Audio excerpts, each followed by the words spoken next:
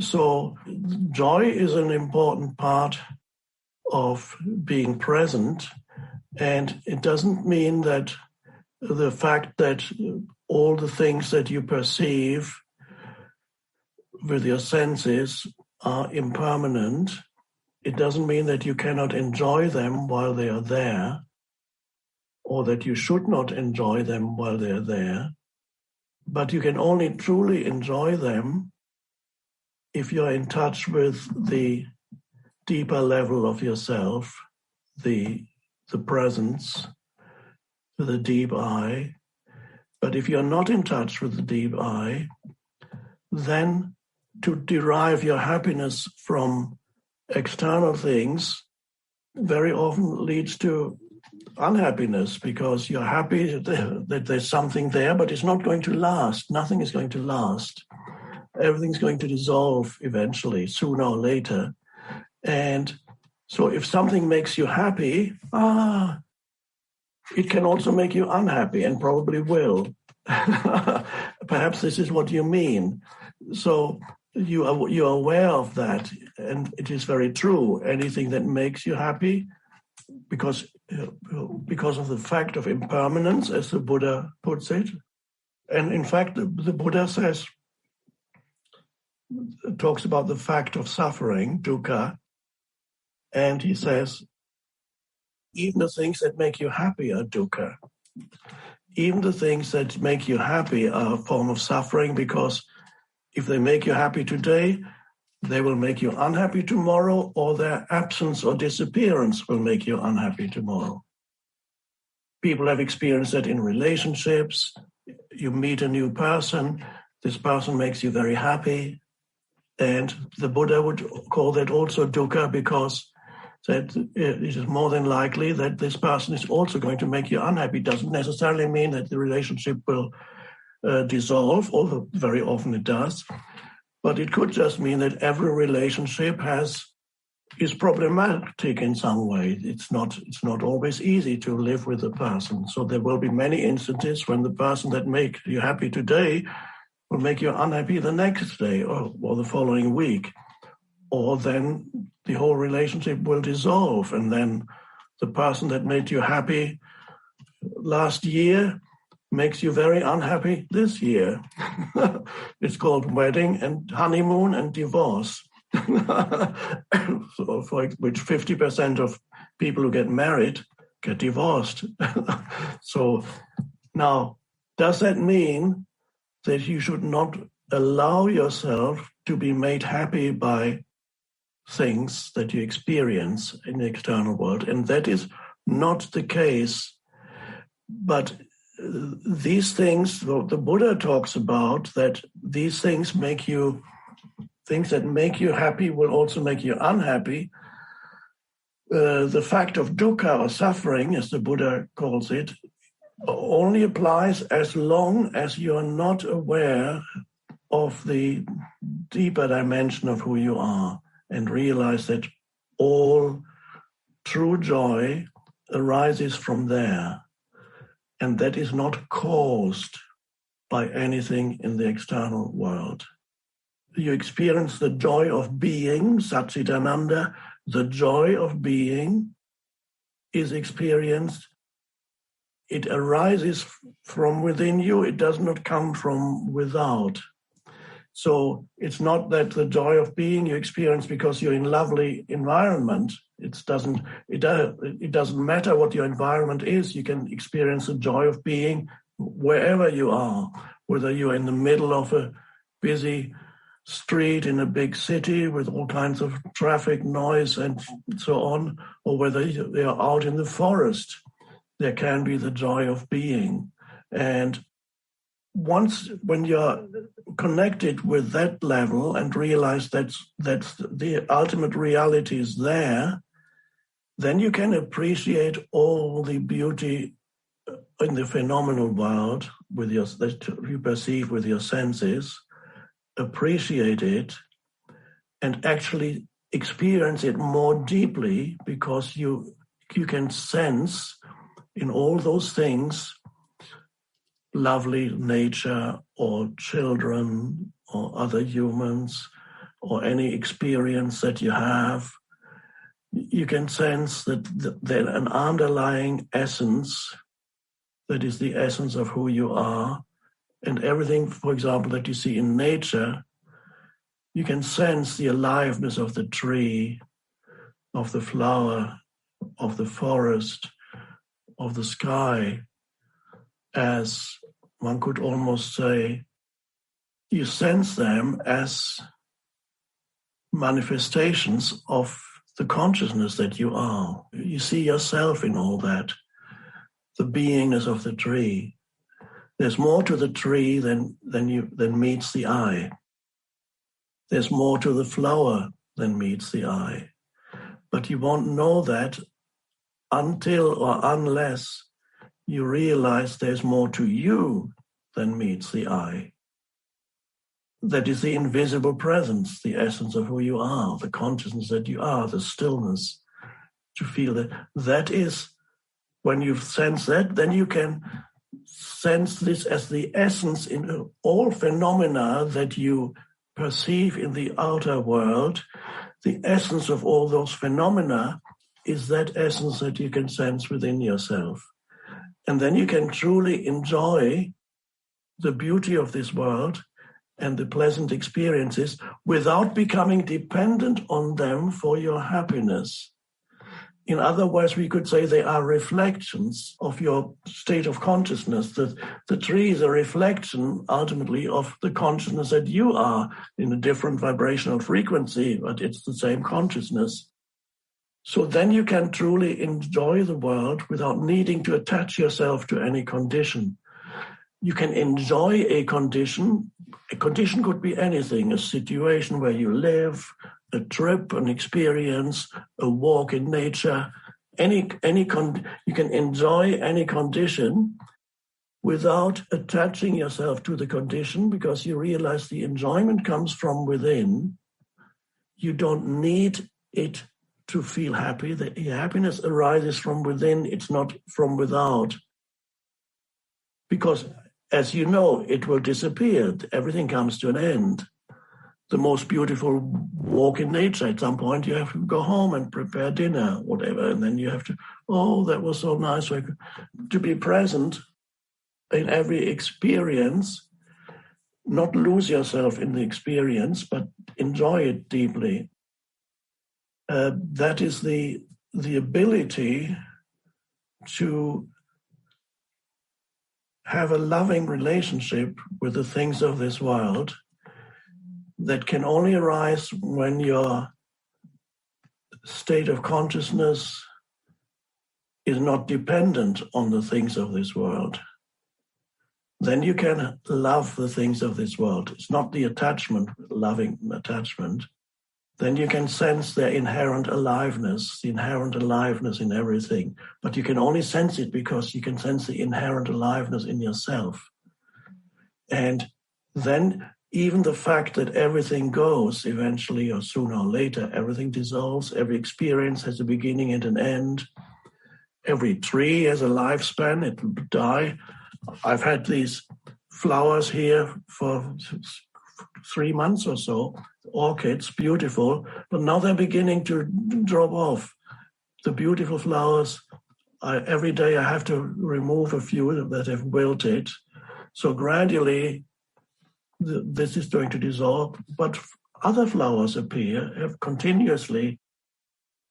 So I love these flowers. I don't need to be sad when they disappear, as they will very soon.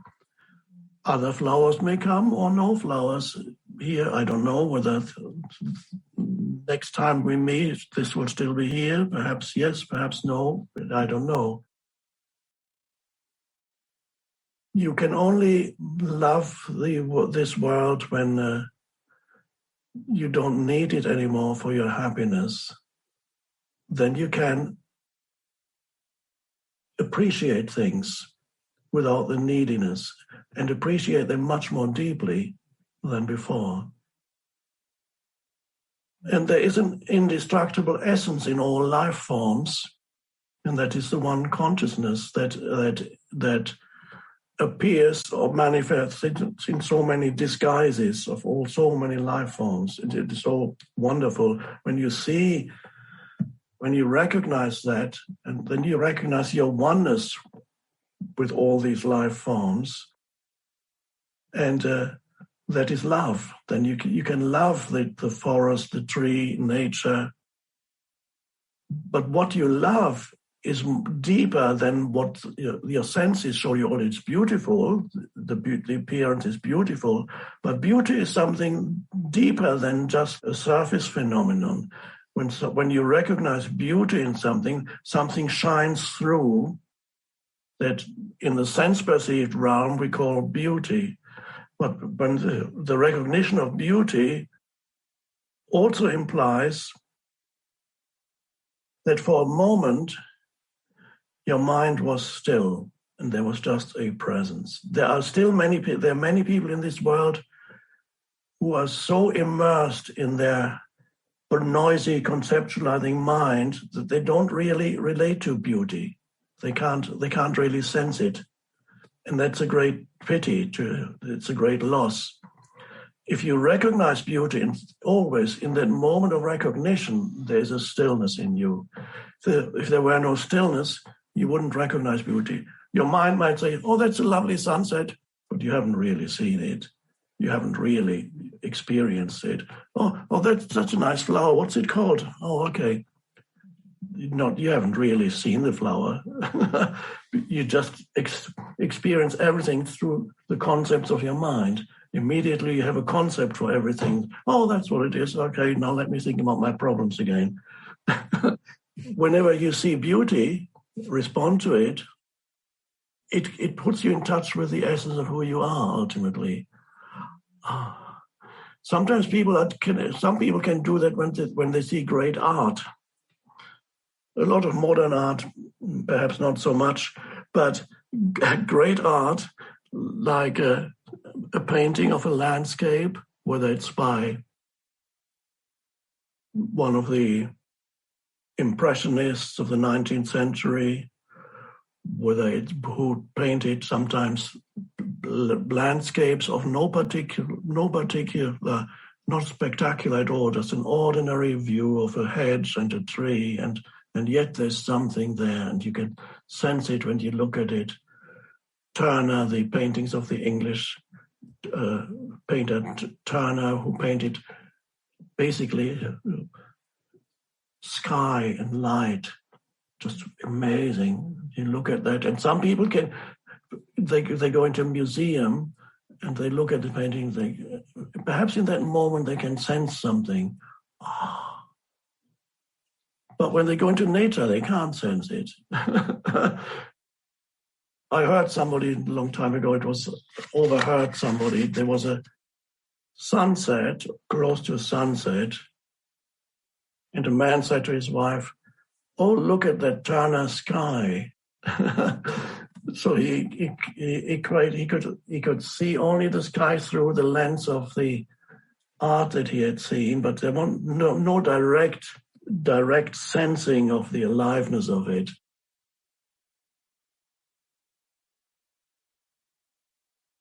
So nature is, whatever it may be in this world, it's always lovely, and especially if you don't need it to make you happy. Anything in this world, you'll appreciate it. It's for what it is. It's lovely when you no longer need it to make you happy or to give you a stronger sense of self or whatever it may be.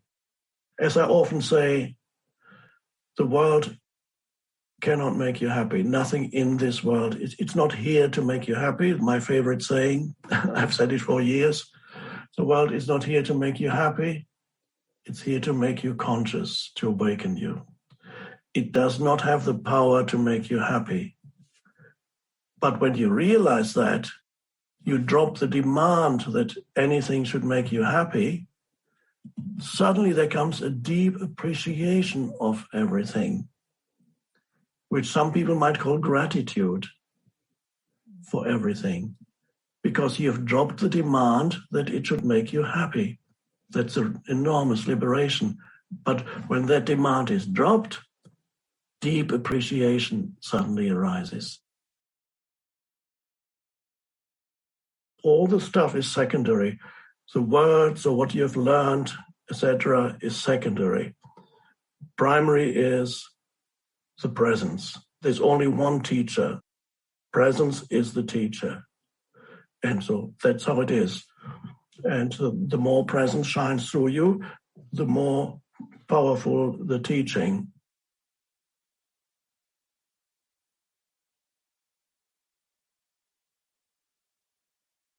Realize that right now,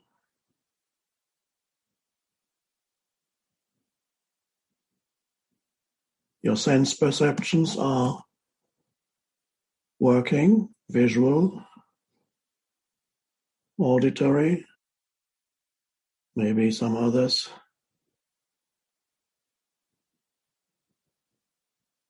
And realize the consciousness behind, so to speak, behind the sense perceptions, the awareness.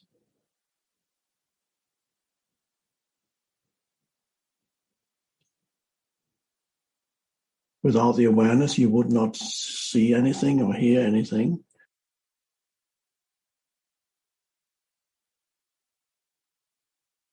And so in addition to being aware of the sense perceptions,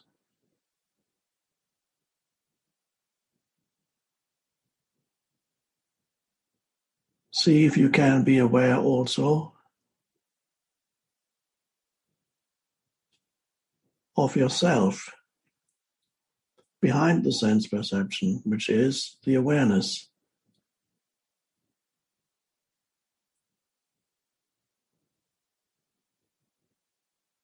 There's a sense of presence. Cannot define it. It's very simple. There's no past in it. It is there whether you are 20 years old or 80. Doesn't matter. There's a sense of presence, beingness, the essence of who you are, that gets mixed up with sense perceptions and memories of sense perceptions, experiences. The essential sense of beingness of who you are gets entangled with sense perceptions, which all your experiences that you accumulate. And usually your identity is derived from that which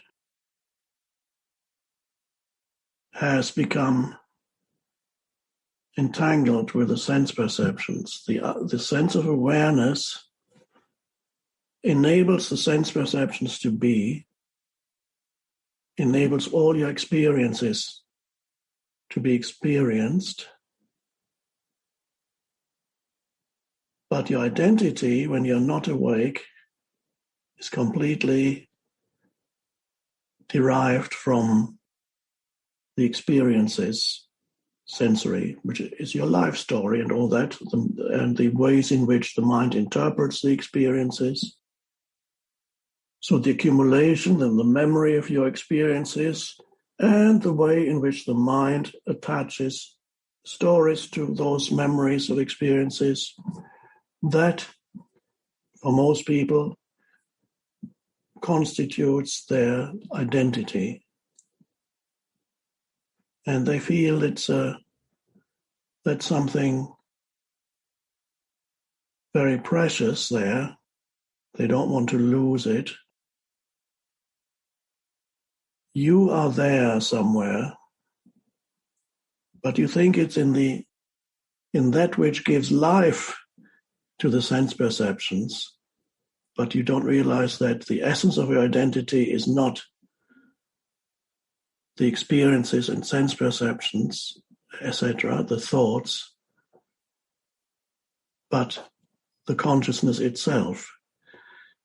So the most fundamental thing as you awaken, the most fundamental shift, that's what it is the shift in identity, from being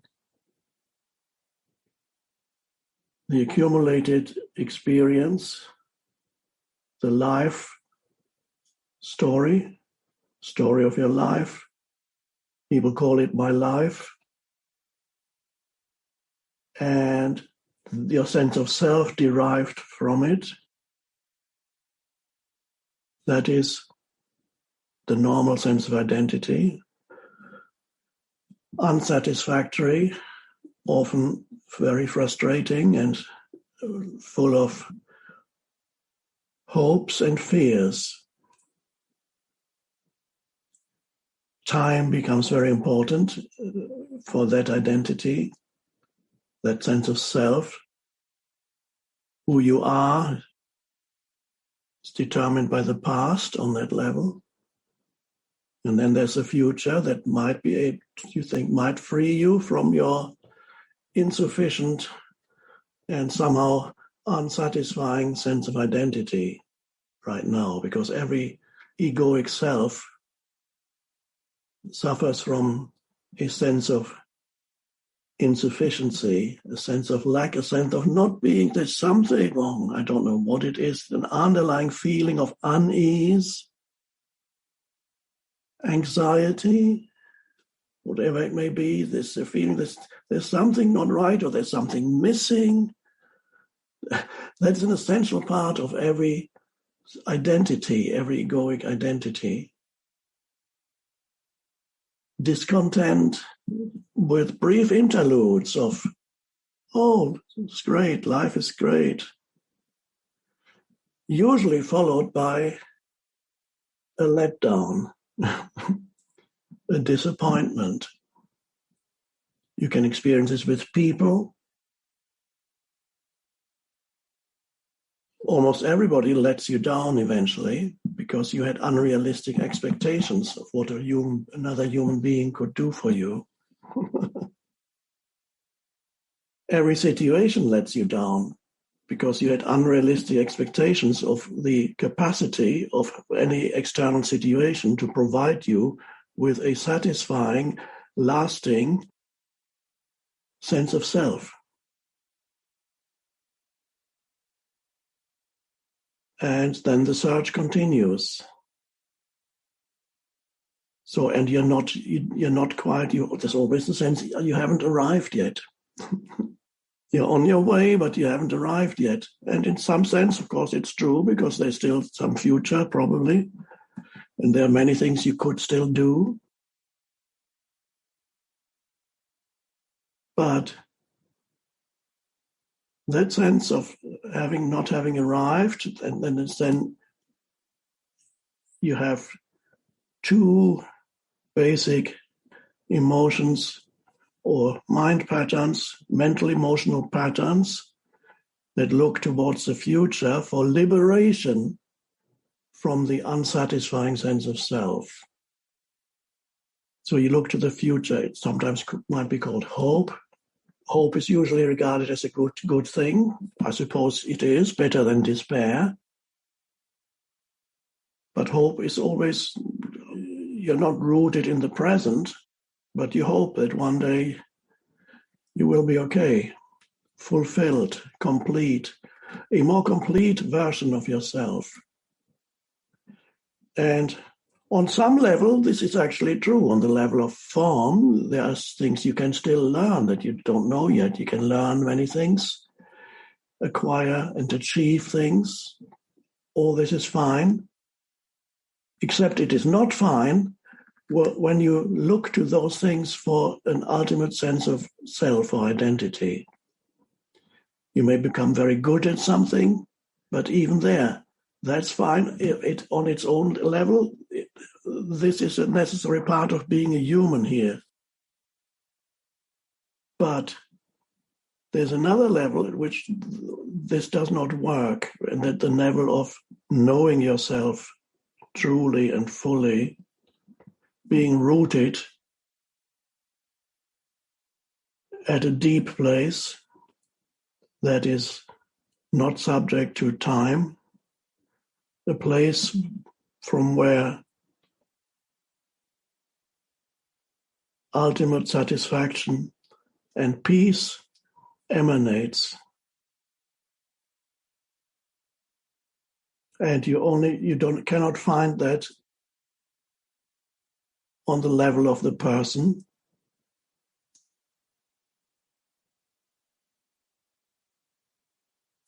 Any experience.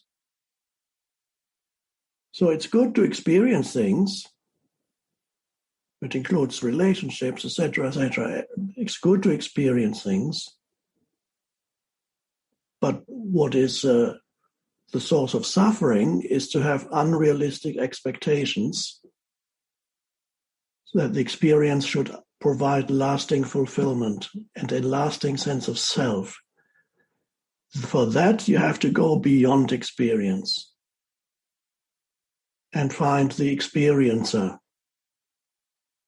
And the experiencer is consciousness, to give it a word. There's something, one could say, it's better not to name it. That may be true. And there are many other names we could give it.